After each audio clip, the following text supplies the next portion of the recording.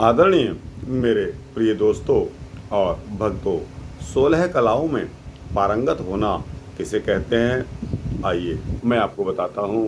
दोस्तों, विद्या काल में जब श्री राम और लक्ष्मण दोनों ने वशिष्ठ पत्नी माता अरुंधति के चरणों में बैठकर प्राणों का बहुत अभ्यास किया, उस पर उनका आधिपत्य था।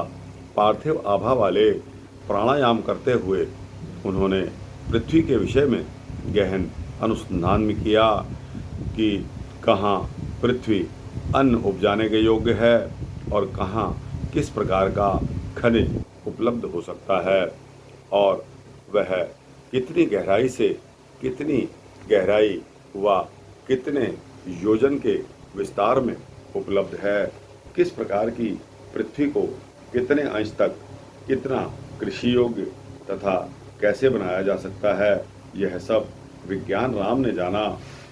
वैसे तो बाल्यकाल में ही विभिन्न कलाओं का परिचय माता कौशल्या ने इनको श्री राम को करा दिया था, परंतु उनका विस्तृत अध्ययन व विज्ञान शिक्षा प्राप्त करने हेतु राम ने प्राप्त की।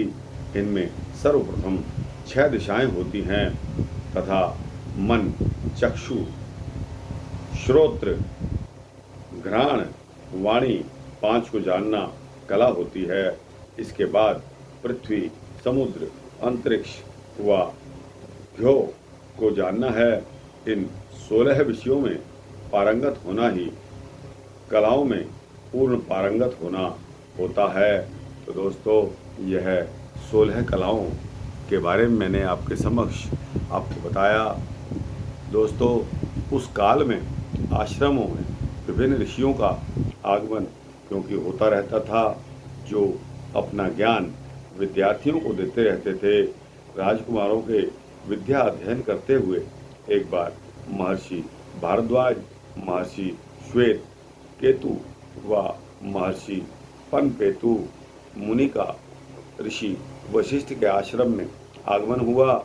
उन्होंने वहाँ के पठन पाठन का अध्ययन किया और ऋषि से बोले, तुम्हारे विद्यालय में विद्या में गतिशीलता है, संलग्नता है, परंतु विज्ञान की न्यूनता है। सभी विद्यार्थियों से भी उन्होंने अपने उद्बोधन में कहा कि आप सबको अहिल्या के विषय में भी जानना चाहिए। यह विज्ञान का प्रारंभ है।